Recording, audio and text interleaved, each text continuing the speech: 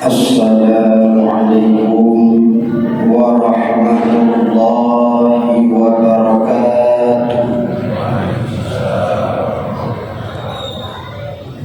Alhamdulillahilladzi ja'ala Ramadana syahra syiyami lil mu'minin. Asyhadu an la ilaha illallah wahdahu la syarika lah wa asyhadu anna Muhammadan abduhu wa rasuluh. Allahumma shalli wa sallim wa barik ala sayyidina Muhammadin wa ala alihi wa sahbihi ajma'in. Amma ba'du. Dua langkah yang pertama, marilah segenap lapisan puji puja beliau panjatkan kehadirat Allah Subhanahu wa ta'ala, yang mana oleh Allah Subhanahu wa ta'ala sampai pada subuh yang mulia ini masih diberikan kepada kita kesempatan melaksanakan ibadah salat subuh secara berjamaah. Allah yang huwal awwal wal akhir wal zahir wal batin, Allah zat yang wajib disembah, Allah zat yang memelihara seluruh ciptaannya. Maka wajar dan pantas, wajib bagi kitanya untuk mensyukuri segala nikmat Allah Subhanahu wa ta'ala.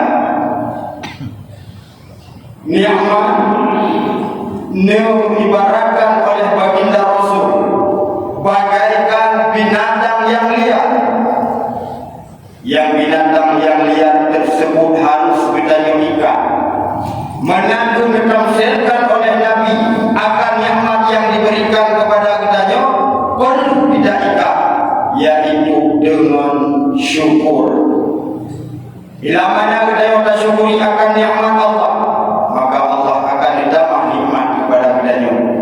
Dan sebaliknya, bila mana kita ingkar terhadap nikmat Allah, yang ada pada kitanya sangat pedih. La in syakartum la azidannakum wa la in kafartum inna azabi lasyadid. Dipegang oleh Imam Al-Ghazali bahawa nikmatnya terbagi kepada dua. Yang pertama nikmat dunia, yang kedua nikmat agama. Nikmat dunia juga terbagi kepada dua. Yang pertama nikmat manfaat, seperti mata yang diberikan oleh Allah untuk melihat, kaki yang diberikan oleh Allah untuk berjalan, tangan yang diberikan oleh Allah untuk bekerja, mulut yang diberikan oleh Allah untuk berbicara, telinga yang diberikan Allah untuk mendengar. Makanya wajib kita syukuri. Bagaimana cara mensyukurinya? Dengan cara melakukan atau mempergunakan nikmat Allah pada yang diperintahkan olehnya. Yang kedua, bab nikmat dunia setelah nikmat manfaat adalah nikmat perlindungan yang diberikan oleh Allah. Contoh, Allah melindungi kitanya daripada segala jenis penyakit dan nikmat. Allah melindungi kitanya daripada segala jenis mara bahaya daripada musuh-musuh kita dan nikmat. Allah melindungi kitanya daripada segala bahaya binatang-binatang buas dan nikmat. Seorang yang jamin kitanya tahu musabah sidang hati dan mengelankunyung karena Allah yang jaga. Padahal hidung kitanya sebagai empung sidang. Tapi hidung ada, kalau hidung kita saw jaga Allah. Pakon binatang-binatang buas, dai uli-uli hani tamong ya jauh dari tempatnya. Karena memang Allah yang jaga. Ikat nikmatnya dengan syukur.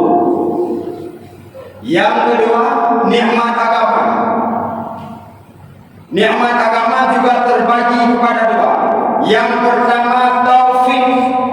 Nubuat di dalam kitab Muraqiyah Ubudiyah, makna taufik kekuatan yang diberikan oleh Allah kepada kita mampu melaksanakan amal ibadah. Nyo uronyo subuhnya bedanya mampu melaksanakan salat berjamaah. Habis salat berjamaah tadu i'tikaf di dalam masjid. Nyo merupakan taufik kekuatan yang diberikan oleh Allah. Idanya sawu tabada. Karena mudah-mudahan dan taufik Allah. Tapi nak urut sawu ke menang sawu lepas sawu hidup sebuah-sebuah lewat. Yang hana taufik. Dan pula taufik yang diberikan oleh Allah Subhanahu wa taala kepada kita yang mampu melakukan perbuatan baik, umpama kita yang mampu tak ikuti pengajian-pengajian, dan taufik dari Allah. Mampu bersedekah, taufik dari Allah. Mampu berzikir, taufik dari Allah. Mampu membaca Al-Quranul Karim, juga taufik daripada Allah Subhanahu wa taala. Ini bagian daripada nikmat yang diberikan oleh Allah. Yang kedua, nikmat agama ataupun nikmat akhirat, juga nikmat perlindungan. Allah menjaga kita daripada perbuatan-perbuatan syirik, menduakan Allah dengan ucapan dan perbuatan. Handru hukumnya dijaga oleh Allah, yang nikmat perlindungan bagi akhirat. Oleh yang dijaga oleh Allah akan kita daripada sesat. Dijaga oleh Allah akan kita daripada perbuatan-perbuatan bidah yang membawa kita kepada neraka dan azabnya. Nyo beda nikmatnya bandu ikat dengan syukur. Selanjutnya salah beriring saling. Marilah sama-sama kita aturkan, kita mengalirkan kepada alam baginda Rasul Nabi Muhammad sallallahu alaihi wasallam, dan juga kepada anak sahabat beliau sekalian. Tabi'in, ulama muqaddimin, mudakhirin dan mutabar selaku walidah di dalam kehidupan dunia. Yang mulia dan terhormat kepada Abu Musyid Masjid, yang mulia dan terhormat kepada Ketua BKM beserta anggotanya, panitia pembangunan masjid beserta remajanya, dan tak lupa pula yang istimewa sidang kepada Tunku Muhammad Nasir Matang yang selalu siap dan sigap bawa kamera sehingga bermanfaat bagi guru yang lain. Yang seperti bila dibawa mana dibawa. Jadi dibawa kelihatan. Mudah-mudahan bermanfaat. Dan yang teristimewa pula kepada seluruh jamaah yang berhadir pada subuh yang sangat mulia ini. Bandung bedanya, luntuan pribadi, tunggu-tunggu sekalian, pasti membutuhkan kebahagiaan. Lalu dia perlu senang, lalu dia perlu bahagia. Tapi kadang-kadang dia bedanya hana tadi dibaca bahagia. Kadang-kadang dia bedanya hana tadi bantu makna bahagia. Luntuan baca di dalam sebuah karangan Buya Hamka bahwa sebuah huruf dan hedo huruf melewati sebuah kampung. Bak kampungnya ada sebuah rumah yang cukup raya. Di rumahnya kira-kira jempoh 6 terdapat sidro suami dengan mejen-mejen di hadapan rumahnya. Rumah di samping. Olehnya angin bermain-main di dalam taman rumahnya. Kehul hedo urun yang tamun dalam kampung gunung. Sungguh bahagia kehidupan mereka. Rupanya kun mungkin lahir macam bakalan. Ternyata menyagernya katanya pak penduduk kampungnya. Ternyata betul merumah raya, rumahnya di samping tersebut ada bermain-main di taman rumahnya. Hanya bahagia dia selalu dalam keadaan menderita.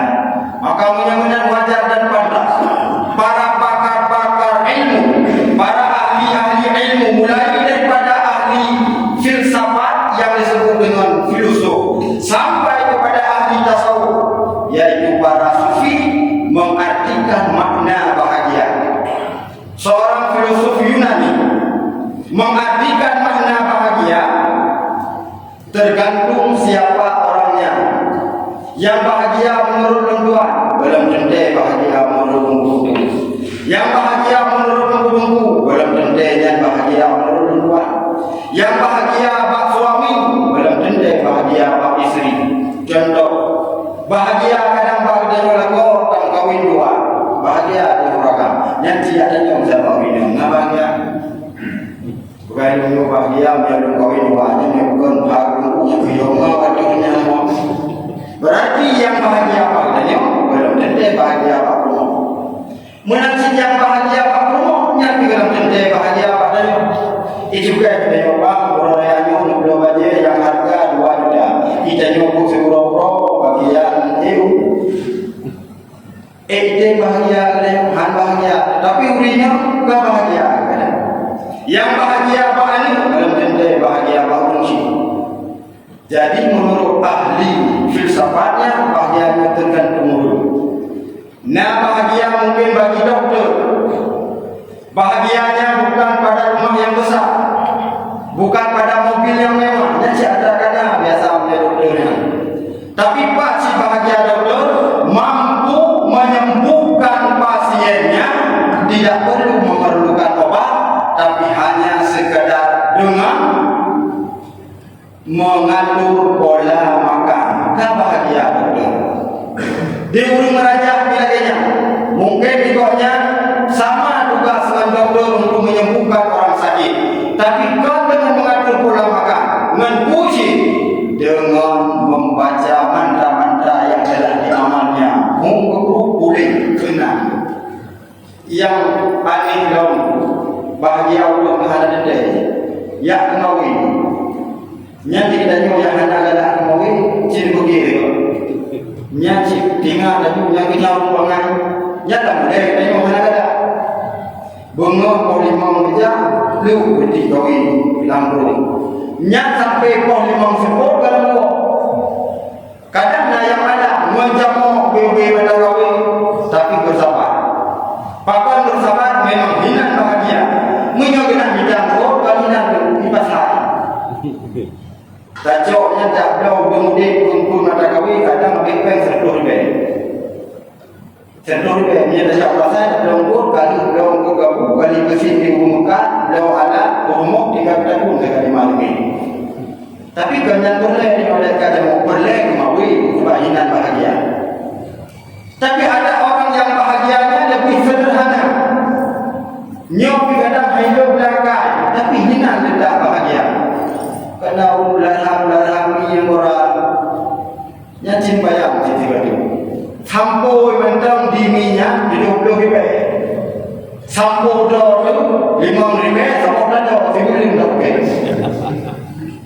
yang jadi pergi kibarnya itu je memang hinan bahagia mama hidayah tak kata aja sakit perut jangan saja menyana cari itu sebab hinan ikhlas ada kata tadi pengen hukum sampai anak pilih kalau di miomnya suah kemana sedok 20 ribu sedok 20 ribu PAB bilang tapi pakai umurnya gede karena disitulah letak kebahagiaannya yang menurut filosof.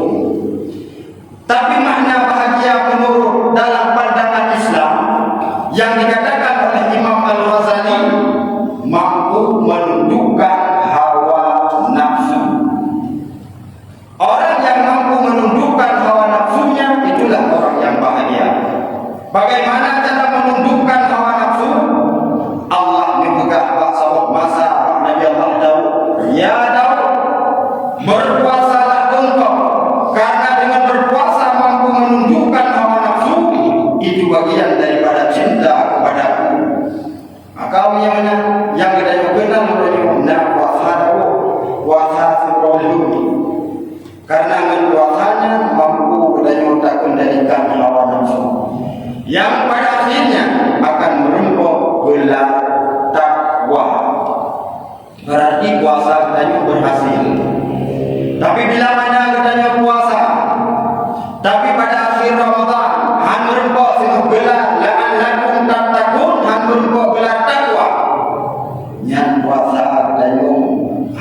berhasil. Nyotu puasa yang dikendali Nabi, kami shaimin laisa lahu min siyamihi illa al-ju'i wal 'atshu. Kebanyakan daripada umat Nabi, mereka berpuasa tapi tidak mendapatkan apa-apa.